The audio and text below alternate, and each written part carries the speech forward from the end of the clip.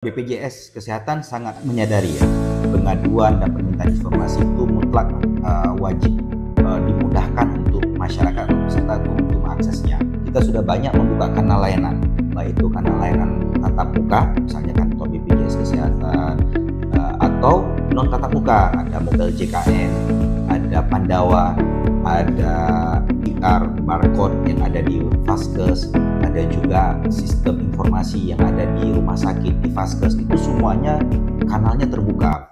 Kamu belum aktif jadi peserta JKN, padahal peserta aktif wajib untuk semua.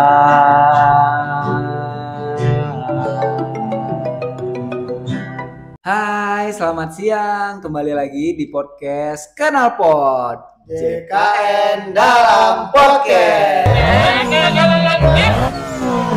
Hari ini saya ditemani oleh Hendra. Apa kabar, Hen? Alhamdulillah baik, Bang Hujan. Hendra nih lembut ya suaranya ya. Selembut Nagasari kalau.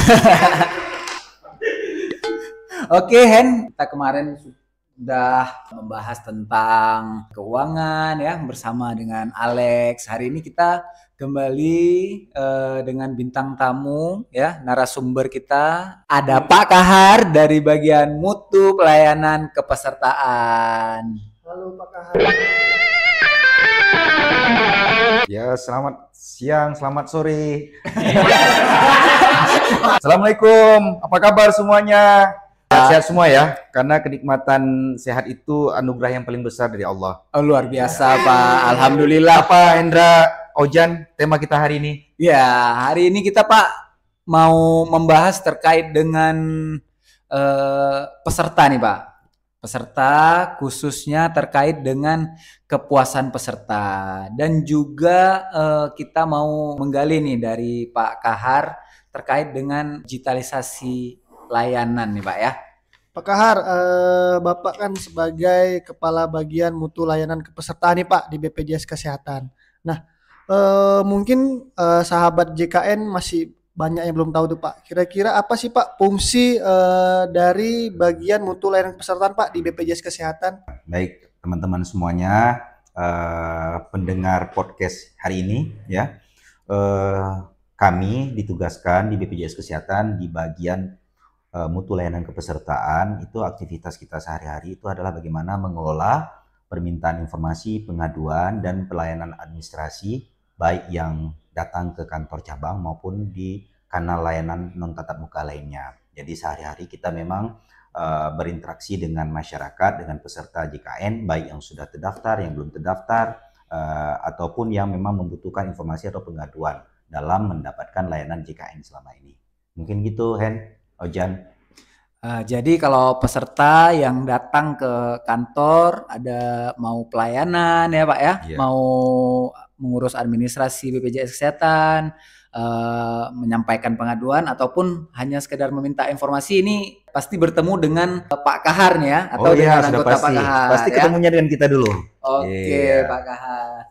Jadi Pak Kahar membahas terkait dengan kepuasan peserta nih ya, Pak Kahar ya.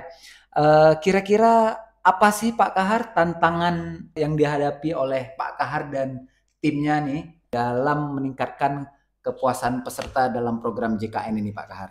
Ya, tantangan kita ya secara umum ya di BPJS Kesehatan itu adalah ekspektasi peserta masyarakat terkait dengan program JKN ini sudah pasti akan selalu terus jadi peningkatan.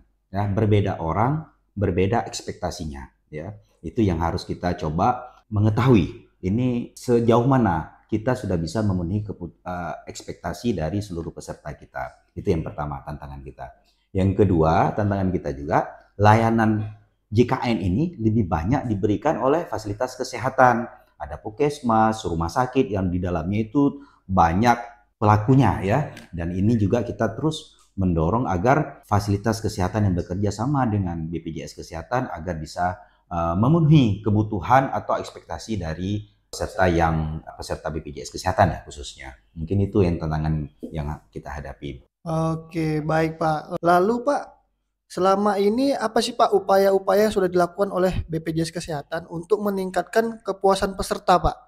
Ya, kalau upaya-upaya banyak yang sudah kita usahakan, baik itu yang sudah dicanangkan secara terpusat maupun itu inisiatif dari kita di daerah ya.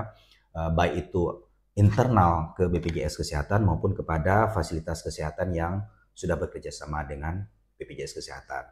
Kalau di internal BPJS Kesehatan kita memiliki standar prosedur ya, menyangkut dengan bagaimana pelayanan tatap muka, bagaimana pelayanan tatap muka, bagaimana sikap layanan, bagaimana standar waktu penyelesaian pengaduan, permintaan informasi yang masuk langsung ke BPJS Kesehatan.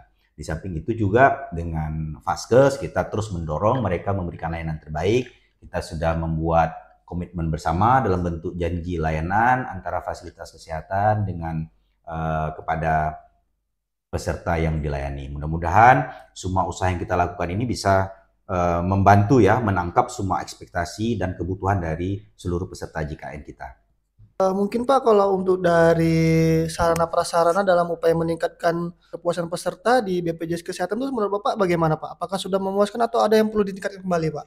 Kalau untuk sarana prasarana kita sudah sesuai ya dengan standar yang telah ditetapkan oleh kantor pusat. Bagaimana sarana terkait dengan standar pemenuhan sarana ya, terutama kantor, bagaimana area ruang tunggu, bagaimana sampai ke dalam standar paling kecil itu misalnya toilet kamar mandi itu diatur kita ya. Terkait dengan standar sikap itu sudah ada aturannya. Itu yang harus kita seragamkan dan kita laksanakan ya. Jadi kalau nanti Bapak teman-teman peserta JKN datang ke seluruh kantor BPJS Kesehatan itu akan menerima manfaat atau suasana yang sama gitu ya di seluruh Indonesia. Berarti sebagai lini terdepan atau bisa dibilang wajah BPJS Kesehatan, semua pelayanan yang sudah diberikan itu ada standarnya dan kita laksanakan sesuai ketentuan begitu Pak? Ya benar, sesuai. Jadi standar sama seluruh Indonesia, ya tidak jauh berbeda antara peserta yang datang ke Papua atau ke Aceh, ya sama standarnya. Ke Medan juga sama gitu ya. Jadi kita berusaha menyesuaikan dengan standar-standar yang telah ditetapkan tersebut. Nah, jadi kalau yang saya tangkap kan Pak Kahar dari percakapan kita ini, kepuasan peserta itu menjadi salah satu hal yang sangat penting ya bagi BPJS Kesehatan. Benar gitu Pak Kahar? Ya? Benar, kepuasan setiap instansi, setiap organisasi yang ada pesertanya, ada konsumennya, itu memang kepuasan itu memang menjadi sebuah target dari sebuah organisasi.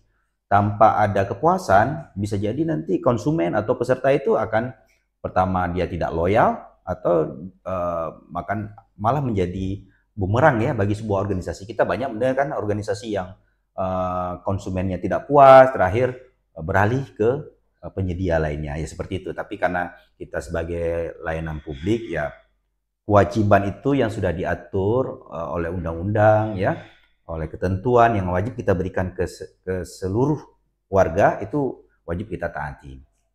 Meskipun kata-katanya wajib ya sudah ditetapkan oleh undang-undang, tapi kita sebagai BPJS Kesehatan tetap harus berbenah gitu ya Pak ya? Ya benar Rojan. Ya, sangat benar itu. Jadi Pak Kahar tadi ada disampaikan layanan terkait dengan pengaduan ya, pengaduan. Jadi peserta itu bisa memberikan pengaduan, menyampaikan pengaduan lah ya ke BPJS Kesehatan. Kira-kira bentuk pengaduan yang dapat disampaikan itu apa aja Pak Kahar? Pengaduan yang disampaikan itu bermacam ya, baik itu terkait dengan layanan BPJS Kesehatan ya, misalnya bagaimana proses pendaftaran, perubahan data, ataupun menyangkut dengan permintaan informasi atau pengaduan yang terjadi di fasilitas kesehatan. Itu semuanya kita kelola di satu pintu dan karena kita tahu ya pengaduan itu bukan hanya terjadi di kantor BPJS atau atas layanan dari BPJS Kesehatan sendiri, tapi juga terkait dengan kebutuhan informasi dan pengaduan yang terjadi di fasilitas kesehatan yang bekerja sama.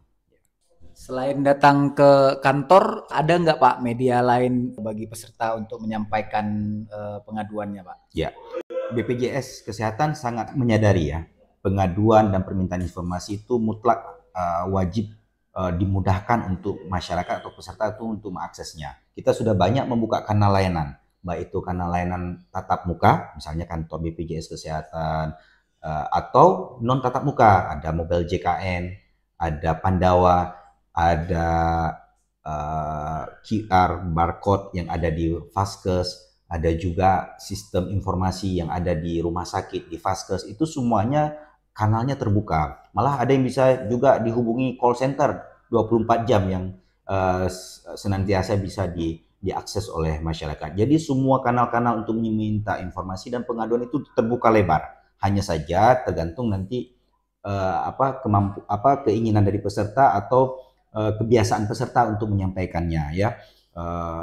Yaitu pilihan. Jadi kita membuka banyak kanal layanan agar masyarakat atau peserta JKN bisa menyampaikan permintaan informasi dan pengaduan, baik yang terjadi di Vaskes maupun yang terjadi terkait dengan layanan yang diberikan langsung oleh BPJS Kesehatan. Jadi banyak ya Ojan ya, ada paling sering itu paling banyak sekarang itu yang digunakan itu mobile JKN. Tinggal ketik, tinggal klik, langsung bisa menyampaikan pengaduan atau permintaan informasi ya. Atau yang paling banyak lagi sekarang itu call center, tapi memang kalau call center membutuhkan waktu, membutuhkan pulsa untuk telepon ya, gitu. Kalau waktu ya semuanya memang perlu menyediakan waktu khusus ya untuk menyampaikan permintaan informasi. Kalau tidak disampaikan permintaan informasi atau pengaduan tersebut, kita nggak bisa membantu BPJS Kesehatan ya. Kita ini kan bukan masyarakat, bukan malaikat ya. Nggak yang tiba-tiba tahu. Ya, yang tahu tanpa diberitahu gitu ya. Begitu ya Ojan, Indra. Ya gitu Bang. Jadi banyak Bang pengaduan-pengaduan yang bisa disampaikan oleh peserta. Yang penting jangan pengadu anak hilang ya Bang ya. Nah, jadi gitu sahabat JKN. Sangat informatif sekali kan? Nah, tapi itu belum selesai. Masih ada informasi-informasi yang akan kita sampaikan. Penasaran kan? Kita lanjut di part kedua.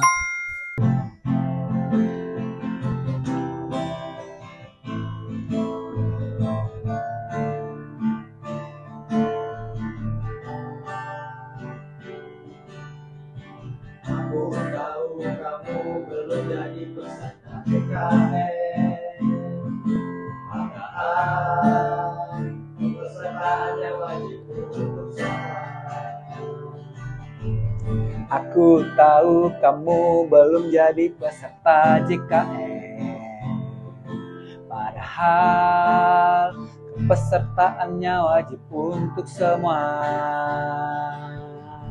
Aku tahu kamu jika ada kesulitan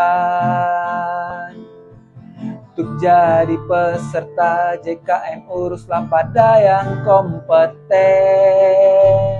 Oh, pastikanlah JKN-mu keaktifannya,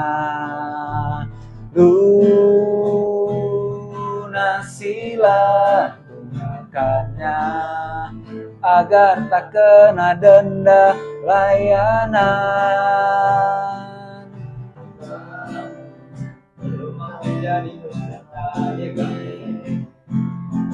Padahal peserta aktif wajib untuk semua. Tahu kamu belum aktif jadi peserta JKN, padahal peserta aktif wajib untuk semua.